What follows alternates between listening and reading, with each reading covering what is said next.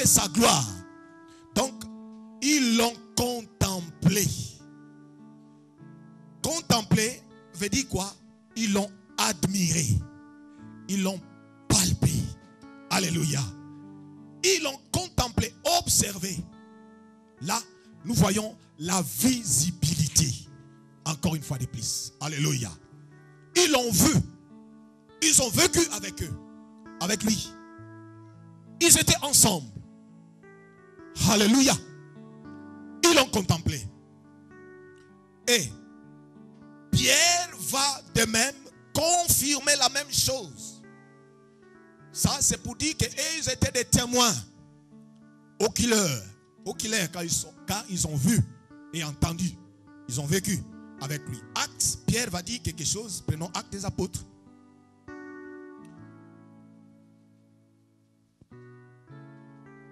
Actes chapitre 4, à partir du verset 16 jusqu'au verset 20. Qu'est-ce que Pierre dit? Car, qu'est-ce que la Bible dit? Pardon.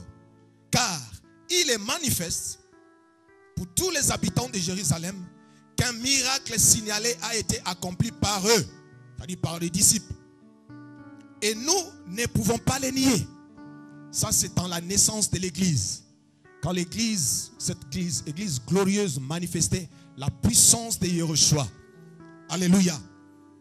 Les principaux sacrificateurs, les scribes, les pharisiens, tout ça là, ils ont vu la gloire de Dieu. Ils ont vu la manifestation de la puissance de Dieu.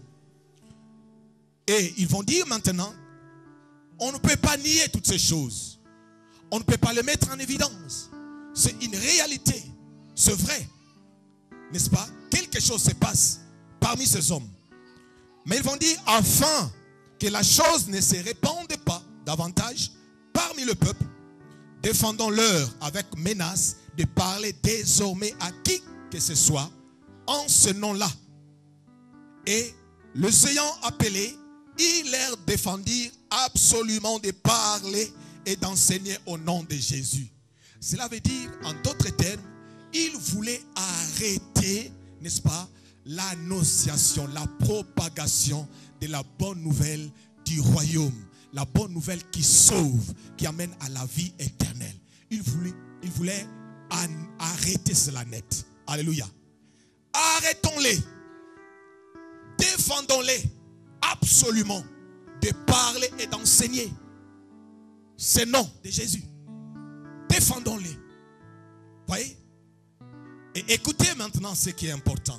Pierre va dire, et Jean les répondit, jugez sur les justes devant Dieu de vous obéir, vous, plutôt qu'à Dieu. Car nous ne pouvons pas ne pas parler de ce que nous avons vu et entendu. Alléluia. Alléluia. Y a-t-il quelqu'un dans la salle? Y a-t-il quelqu'un parmi nous? Alléluia. Nous ne pouvons pas ne pas parler des choses que nous avons vues et entendues. Donc, et en tant que témoins, ils ont réellement vu Jésus leur parler, Jésus face à face, et ils l'ont entendu leur dire tout ce qu'ils devraient dire, tout ce qu'ils devraient témoigner ici et là. Ils l'ont entendu. Alléluia. Ça, c'est une confirmation, n'est-ce pas, de plus. Que eux, ils sont témoins, puisqu'ils ont vu et ils ont entendu. Un témoin, c'est quelqu'un qui a vu et a entendu. De ses propres oreilles, il a entendu quelque chose. C'est alors qu'il ira quelque part pour témoigner. Témoigne-nous de ce que tu as vu, de ce que tu as entendu. Alléluia. Mais maintenant, frère, nous sommes là entre nous. C'est entre nous. Qui parmi nous a vu Jésus? Non, c'est entre nous. Hein? Alléluia. Qui a déjà vu ou avait vu Jésus? Qui? Alléluia. Ah, frère, tu l'as vu? Alléluia. Ah, j'ai cru que le frère avait vu. Qui? Y a-t-il quelqu'un de la salle qui a vu comme Pierre, Jean, Jacques, Barthélemy, André, tout ça là, Jésus de Nazareth? Alléluia. Personne, n'est-ce pas? En tout cas, moi non. À part des révélations, tout ça. Mais Jésus en personne, avec sa robe blanche, comme il marchait là avec ses sandales. L'homme le plus beau. Oh Pierre, oh, n'est-ce pas? Oh, ils ont eu cette grâce de les voir. Moi, je ne l'ai pas encore. Hein. Vous. Alléluia. Je l'entends au travers de sa parole. Mais physiquement, qu'il me parle de bouche à l'oreille, moi qui vous parle, non. En ce qui me concerne en tout cas. Alléluia. Alléluia. Mais maintenant, il y a une question pertinente. En quoi nous sommes-nous concernés, n'est-ce pas, par cette promesse, cette parole que Jésus a dit à ses disciples que vous serez mes témoins. Car nous avons compris qu'un témoin, c'est quelqu'un qui a vu et a entendu. Et en quoi alors nous sommes concernés à ces choses? Alléluia. Alléluia. Est-ce que quelqu'un me suit? En quoi sommes-nous concernés?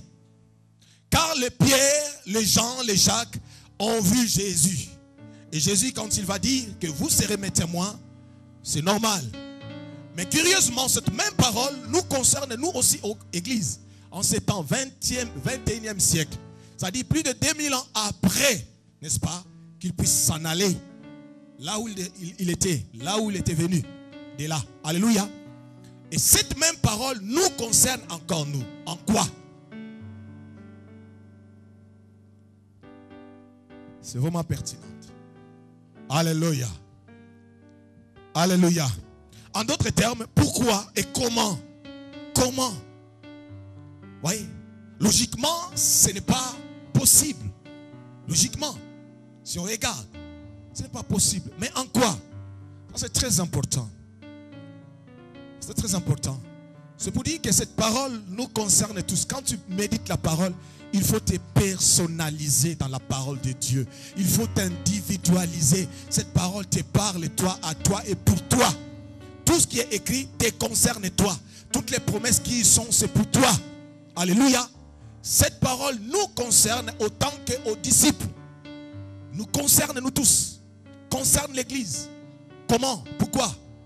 Nous aurons soulevé 3 raisons, n'est-ce pas, qui nous amèneront, n'est-ce pas, à comprendre en quoi et comment, pourquoi sommes-nous témoins aujourd'hui au même titre que les disciples, les gens qui l'ont vu.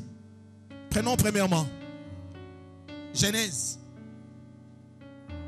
chapitre 17.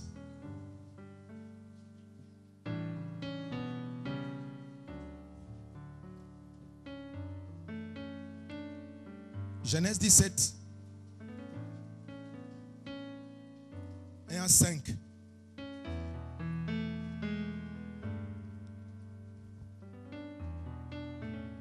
La Bible dit, lorsqu'Abraham, encore, fut âgé de 99 ans, l'Éternel apparut à Abraham et lui dit, je suis le Dieu Tout-Puissant, marche devant ma face et sois intègre.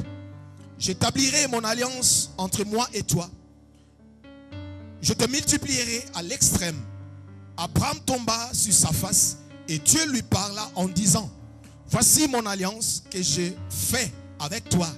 Tu deviendras père d'une multitude de nations.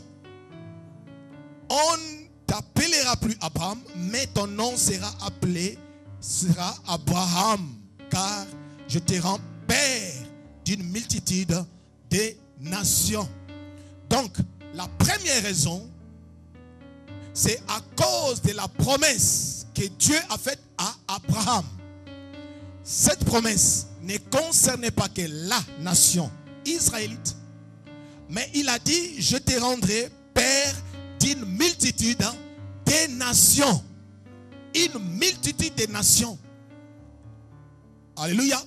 Une multitude, c'est-à-dire la nation française, la nation congolaise, angolaise, rwandaise, sénégalaise, burundaise, tout cela, suédoise, toutes ces nations-là, nous avons comme un seul et unique Père, à cause de l'alliance que Dieu a faite à Abraham. Notre unique et seul père, c'est Abraham. Alléluia. Abraham. Donc, à cause de cette promesse, donc là nous voyons la deuxième raison, nous sommes devenus enfants de Dieu. Enfants de Dieu. C'est-à-dire, nous bénéficions, nous héritons la même promesse que les Israéliens. Alléluia. Que le peuple d'Israël, la même promesse. Jean va les confirmer là où nous étions dans Jean 1.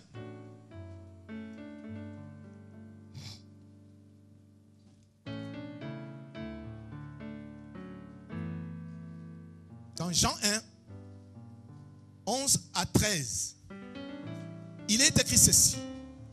Elle est venue vers les siens, qui, la parole invisible, qui s'est faite chair, et les siens ne l'ont point reçu. Mais à tous ceux qui l'ont reçu, à ceux qui croient en son nom, elle a donné le pouvoir de devenir enfants de Dieu, lesquels sont nés, non du sang, non puisque mon père est juif, ma mère est juive. Voilà. La Bible dit, sont nés non du sang, ni de la volonté de la chair, ni de la volonté de l'homme, mais de Dieu. Qui? Tous ceux qui l'ont reçu. Qui? La parole. La parole c'est qui? Jésus. Ils ont eu le pouvoir de devenir, le privilège de devenir enfants de Dieu. Avec la promesse du même héritage que ceux-là qui n'ont point reçu. Alléluia. Qui l'ont rejeté.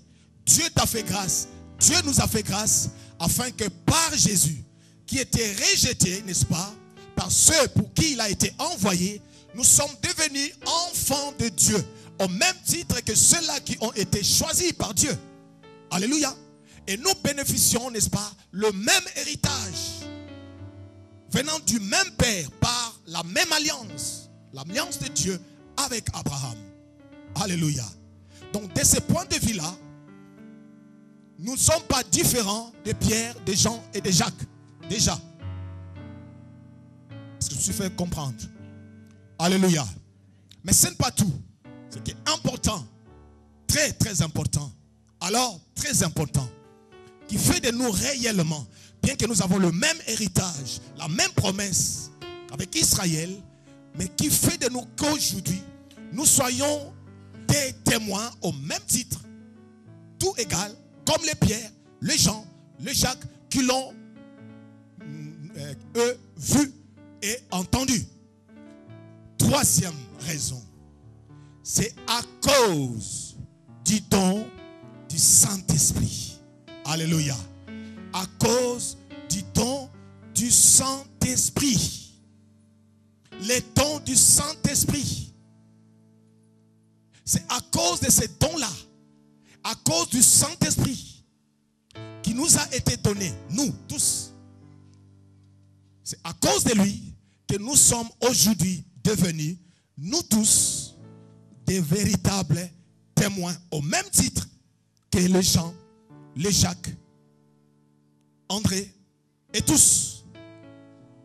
Le Saint-Esprit, ça veut dire que le Saint-Esprit venant à nous, il a fait son travail, il a fait son œuvre, à telle enseigne que nous, qui n'étions pas des témoins oculaires, il a fait de nous des témoins comme si nous étions là. Nous l'avons vu, nous l'avons contemplé. Et Pierre va les confirmer dans les Actes des Apôtres, chapitre 2, au verset 39.